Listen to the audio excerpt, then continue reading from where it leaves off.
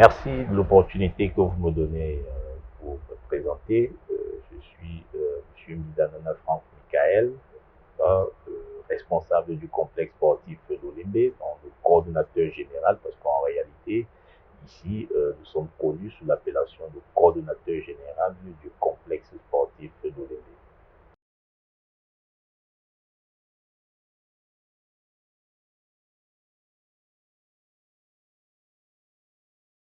Alors, nos missions se déclinent sous trois axes. Le premier est celui administratif, avec la gestion, la gestion des courriers, voilà, courrier entrant, courrier sortant, la gestion du personnel, et puis un ensemble de documents que nous essayons de produire dans le cadre de la fonctionnalité de ce complexe sportif de l'EB à travers des rapports.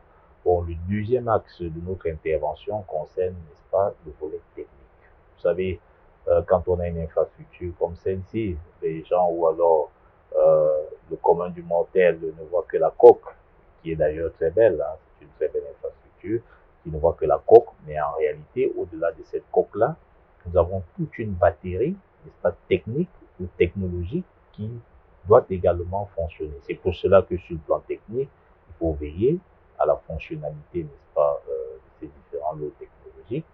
Et puis, le dernier axe de notre intervention ici concerne l'événementiel. Bon, évidemment, il faut produire. Et pour produire, il faut accueillir des événements. Et ces événements-là ne se déroulent pas tout seuls. Il faut les préparer, il faut mettre en place une ingénierie qui nécessite, n'est-ce pas, déjà de comprendre les demandes, comment est-ce qu'elles se mettent en place, et puis les accompagner dans le processus de mise en œuvre. Donc, voilà essentiellement les trois pans, les trois piliers de notre intervention ici au complexe sportif.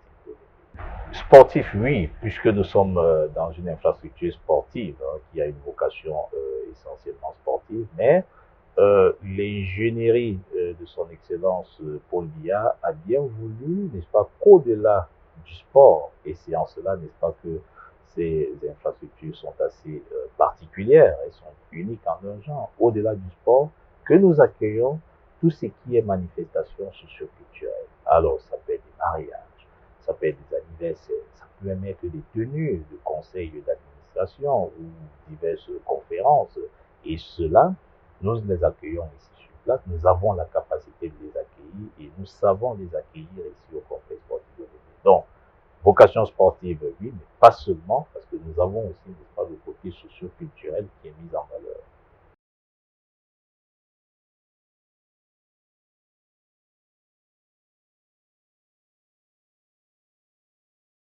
Bon, je dirais que le complexe sportif d'Olimbe se porte bien. Vous voyez d'ailleurs celui qui en est le responsable affiche, n'est-ce pas, un sourire qui rassure. Et je dirais, pour revenir aux choses sérieuses, n'est-ce pas, que le complexe sportif, n'est-ce pas, suit son cours d'évolution normale. Cela veut tout simplement dire que, comme toutes les infrastructures sportives, voilà, il y a des moments où nous arrêtons pour pouvoir faire des maintenances. Vous savez, je vous prends l'exemple des aires de jeu que nous avons parce que, évidemment, le public ne comprend pas toujours pourquoi est-ce que, voilà, à certains moments, nous sommes obligés de faire des pauses, on n'accueille pas ci, on n'accueille pas ça. Quand nous prenons, par exemple, une aire de jeu, nous avons, et nous sommes l'un des rares pays, l'un des rares pays qui a encore des aires de jeu en gazon naturel parce qu'il y a un coût au niveau de la maintenance. Mais le complexe sportif de Lembe, et grâce à sa hiérarchie, notamment l'ONIES, le ministère des Sports, la haute hiérarchie, la très haute hiérarchie, qui l'accompagne, qui ne ménage aucun effort, le complexe sportif de Lembe réussit à maintenir ses pelouses vertes. Alors, quand on le dit comme ça, on a l'impression évidemment que c'est facile, mais que non, puisqu'il faut intervenir sur ces pelouses-là. À partir du moment où c'est du gazon naturel, ça veut dire que c'est vivant. Et quand quelque chose est vivant, ça peut être susceptible d'attaques, de maladies. Bon, bref, il faut un entretien curatif, un entretien préventif. Donc, le complexe sportif de l'INB se porte bien, il évolue avec ses difficultés, voilà, il évolue avec ses difficultés, comme toutes les autres structures d'ailleurs, parce que ce n'est pas la spécificité du complexe sportif de l'INB. Et à chaque fois que nous avons un événement, nous faisons tout et nous mettons tout en œuvre, n'est-ce pas, pour que l'usager rentre satisfait. Et jusqu'à présent, nous n'avons pas encore été déçus ou alors nous n'avons pas encore déçu les différents usagers qui viennent vers nous.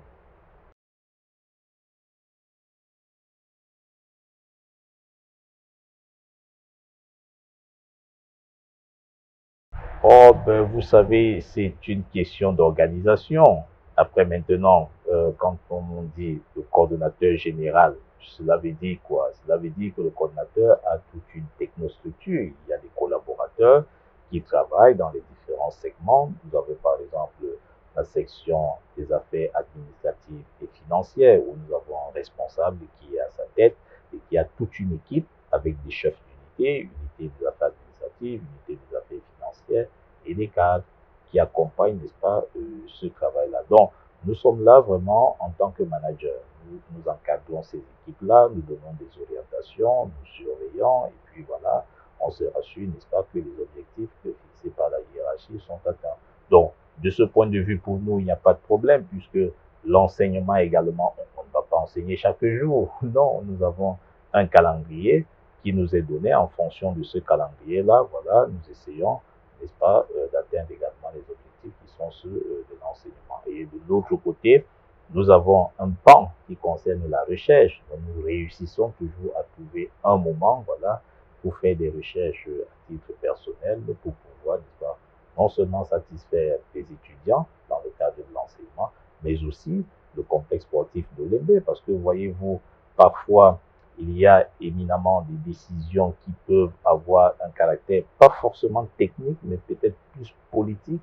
Et en ce moment-là, il faut avoir quand même non seulement la lucidité stratégique, mais aussi quand même quelques compétences techniques.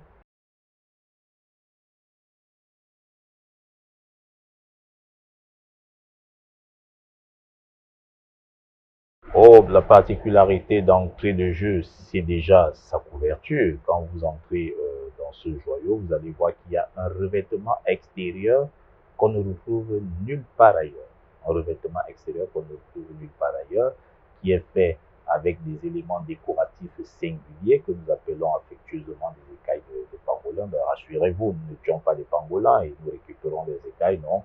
Sinon, les associations dédiées voilà, tomberait sur nous, hein, pour le dire ainsi. Non, ben, c'est une figure de style que nous avons utilisée d'ailleurs pour essayer de montrer, n'est-ce pas, que nous sommes en phase avec, n'est-ce pas, la symbiose ou alors le milieu biologique, n'est-ce pas, purement africain dans notre contexte. Ça, c'est l'une des particularités. L'autre particularité que nous avons ici au complexe sportif de l'Olymbe, c'est que dans le main stadium, c'est le stade principal où nous nous trouvons, le main stadium a dans son, je vais dire ça comme ça, dans son encre, deux ouvrages ateliers, l'hôtel et le centre commercial. Ça aussi, vous ne verrez ça nulle part ailleurs. Donc, que nous ayons dans un stade, n'est-ce pas, un hôtel sous gradin et un centre commercial sous gradin. Je pense que, en prenant seulement ces éléments-là, je pense que le complexe sportif d'Olembe sort de l'ordinaire.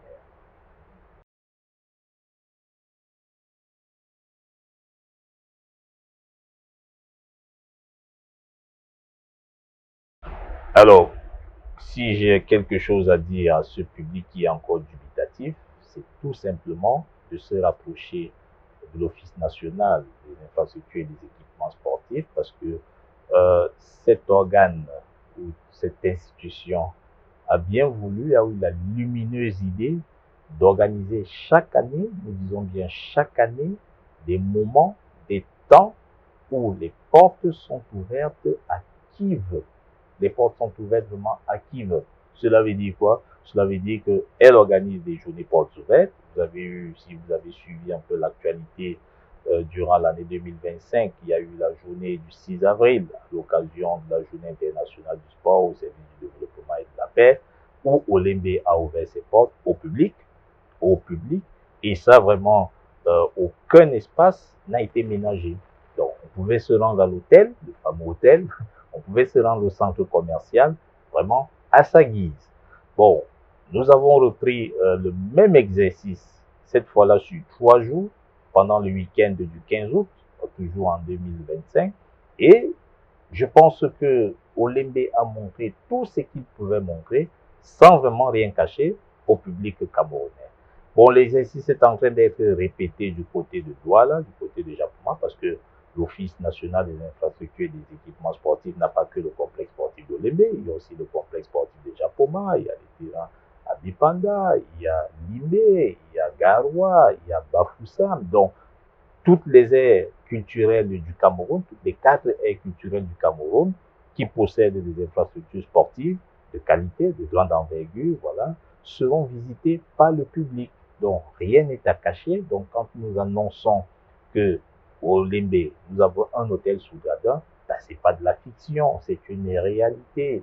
Donc, l'ONIES, voilà, met à la disposition du public un cadre pour lequel il peut venir au complexe sportif de Limbe et voir même la photographie de l'animation sportive dans un espace comme celui-ci, parce que le mouvement sportif y est accueilli vraiment gracieusement, sans payer un 5 francs, pour permettre, n'est-ce pas, aux activités physiques et sportives de se donner à voir. Donc, en un mot, comme en mille, vraiment, que le public n'ait pas peur de se rendre au complexe sportif olympique, ou alors dans des infrastructures qui relèvent du portefeuille de l'ONES. Elles sont là, c'est pour la jeunesse. Le président de la République a été très clair là-dessus.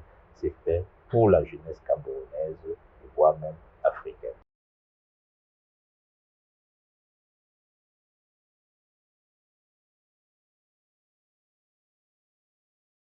Oh, je commencerai déjà par la personne voilà, qu'on ne présente plus et sans qui vraiment, voilà, nous ne pourrons pas avoir le souffle de vie. Je pense que je vais vous prendre à défaut. C'est bien évidemment le Seigneur. Donc, nous souhaitons bonne année, bien évidemment. Donc, nous souhaitons bonne année à notre Seigneur, notre Dieu. Bon, je reviens également sur les parents. La maman, malheureusement, le papa il n'est plus là. Madame Vida et Yono Jean-Jacqueline, nous souhaitons une bonne année, santé, voilà, pour l'année 2026. Les frères et les sœurs, euh, mon épouse, voilà, avec notre petite fille, la petite Akamba, Akamba Mida, voilà, Christelle.